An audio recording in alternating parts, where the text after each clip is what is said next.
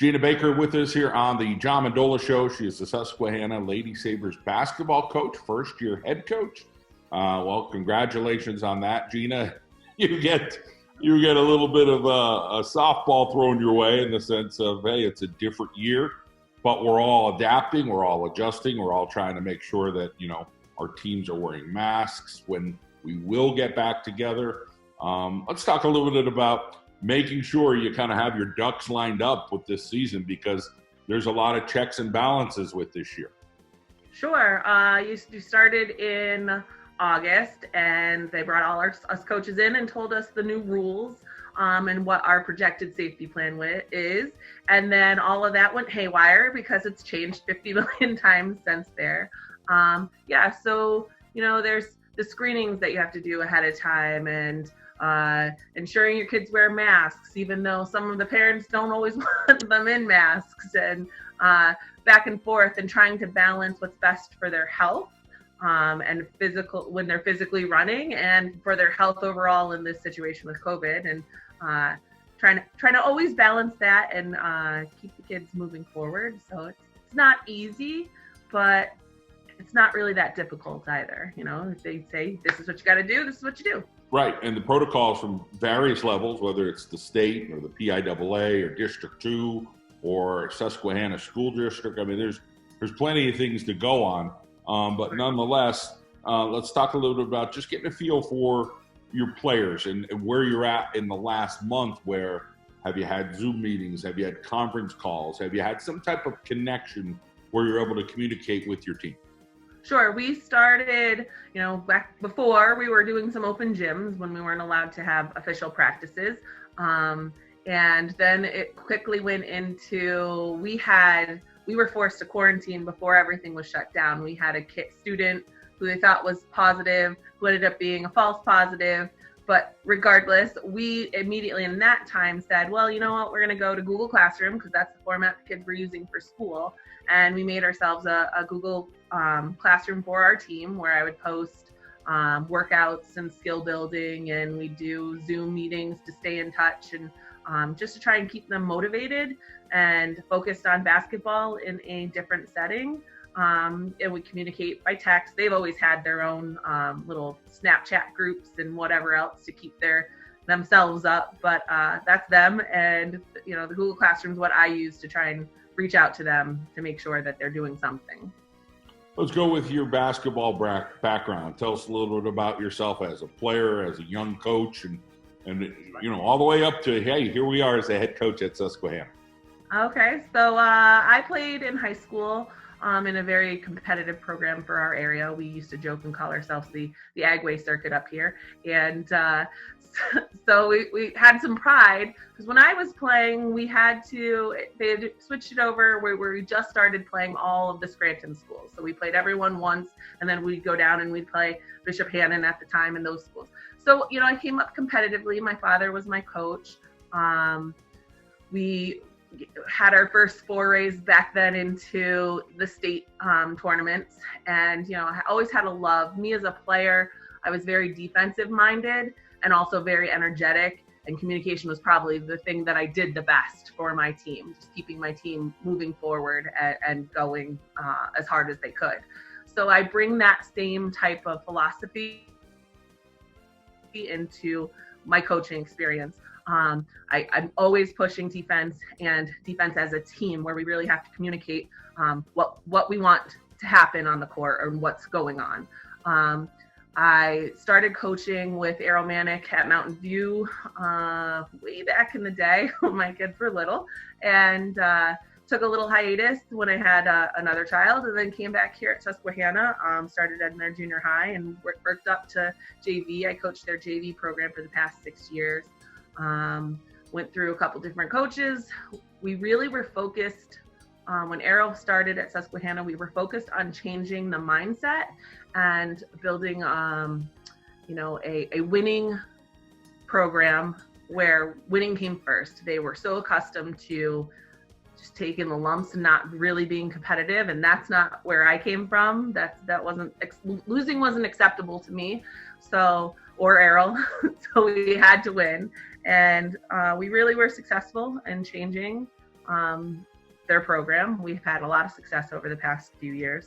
So that got to keep rolling forward with that as I move into, I'm now the head coach.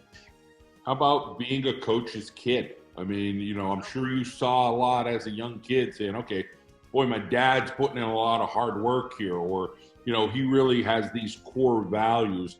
What did you take from him to say, okay, I want to use, 9 of those things, or I really like these 3 things he did?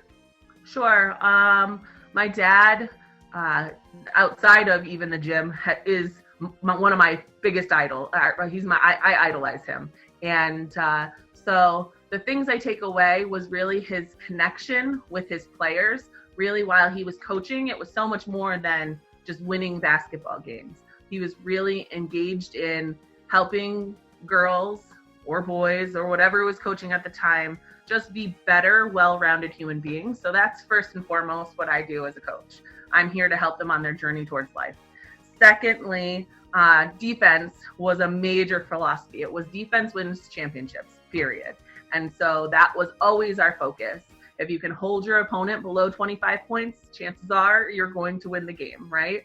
So I pushed that really hard. So those are the 2 biggest things that I took from what my father did. And then finally, probably that muscle memory, that the concept that you must repeat your actions, otherwise they won't know it in the game, right? So that's repeating what you want to see them perform on the court. Of course, we'll let the secret out of the bag. Coach Lambert out of Mountain View, right? That's what we're talking about? Yeah. Sorry. No. Hey, let's talk a little bit about like the makeup you would think of Mountain View and Susquehanna as far as the district. There's a lot of miles between players. Sure. How do you say, okay, we got a bunch of basketball players here. Are they shooting around in their backyard? Are they getting together in the gyms over the summer, or playing at a playground, or traveling with AAU? Like, what's it like to be in a rural community and have a basketball program? You wouldn't know any different because you've been in Mountain View and, of course, in Susquehanna. But take us through on just like some of the little things that you could remember or things you try to see with your own players. Sure.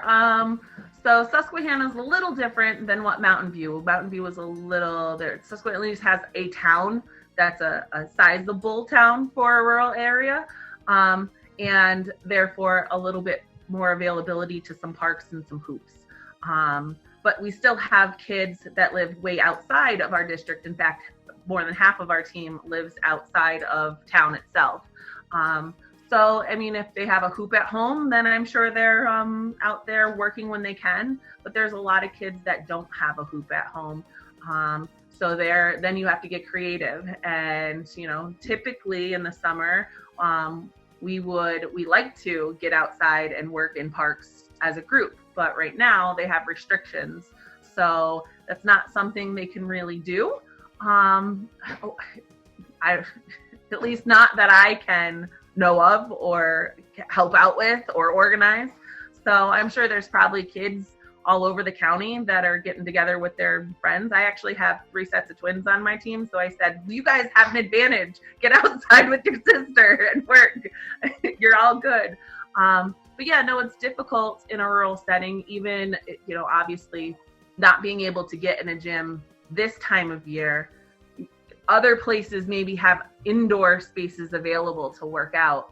We don't have that up here. There's really nothing around where you can get indoors and work on your game. So when we had the 2 feet of snow up here a few weeks ago, if they had a hoop, they had to go out and shovel it so that they can put on their best winter gear and get out there and try. There's definitely some more challenges when you're in a rural area, but it's also interesting because it seems like the players from the other teams, like the girls all have each other Snapchat. Some of them are friends, some of them are not. And that has that smaller community. It's easier to make those connections, right? They know each other maybe more personally across the county. You got a unique situation. Not easy to be a coach, an educator, a mom. So you got a dog, so you're busy. Oh yeah. How do you do it? Too.